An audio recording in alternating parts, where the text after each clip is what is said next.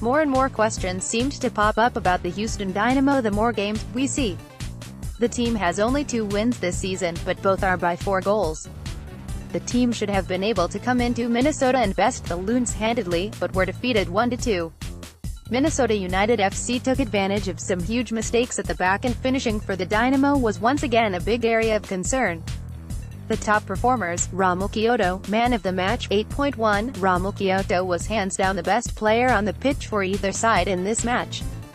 He was relentless getting forward, supplied the opening goal for Alberth Ellis, and continued to create chances for himself and others. Having Quioto and Ellis on the pitch at the same time opens up a lot of space for players to move because they spread the field and are each capable of creating and finishing chances.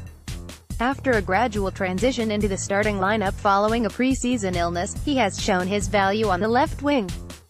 Finishing is still an issue for the forwards, as Quioto managed to rocket a shot into the post and miss a shot across the goal, but Quioto was primarily the player to send in the ball, and he deserves a lot of credit for what he opened up for others.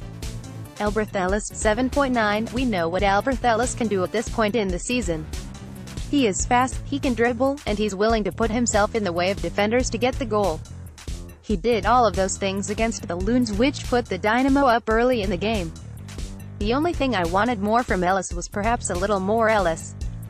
He only notched 2 shots, and he has been the Dynamo's most dangerous player this season. I understand Quioto operated a lot from the left side and didn't always connect with Ellis, but there should have been a little more there from Ellis to get the result the team deserved. Good game overall, and he was a top player for the team, but he needs to be more active against teams that are struggling. Joe Willis, 6.9. Joe Willis got another start in goal over Chris Seitz. Willis got the start over Seitz last week against a depleted Toronto FC side, but put in a commanding performance that included a penalty save. I'm unsure if Wilmer Cabrera was starting Willis because of his performance last week or wanted to give him more minutes against a weaker side, but either way it was a decent showing for the Dynamo keeper. I'm not sure if I would place Willis in the top category of performers, but there aren't many standouts apart from Quioto in my mind. Willis can't take blame for either goal, as he didn't commit the foul that led to a penalty, and I'll almost never fault a keeper for missing a penalty, and the go-ahead goal by the Loons was poor by the defense. Head coach Wilmer Cabrera, 4.8. I have to wonder if Wilmer overthought or underestimated his opponents. Starting the struggling Alejandro Fuenmayer over the proven starter Adolfo Machado at center-back proved to be costly, as Fuenmayer gave up the penalty to equalize the game before halftime. His use of substitutes was equally puzzling. Taking off Quioto, Martinez, and Ellis with points still on the line took off the best attacking threats, especially how effective Quioto had been creating chances.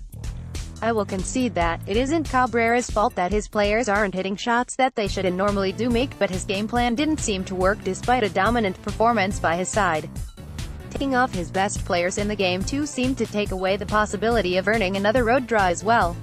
The rest of the starters, def. DeMarcus Beasley, 6.8, def. Leonardo, 5.6, def. Alejandro Fuenmayer, 4.1, def. Andrew Wenger, 6.4, mid. Darwin Surin, 6, mid. Oscar Boniek Garcia, 5.7, mid. Tomas Martinez, 6.3, FW. Mauro Manotas, 6.1. The subs, FW. Max Steves, 5.1, FW. Arturo Alvarez, 4.6, mid. Memo Rodriguez, 5.1.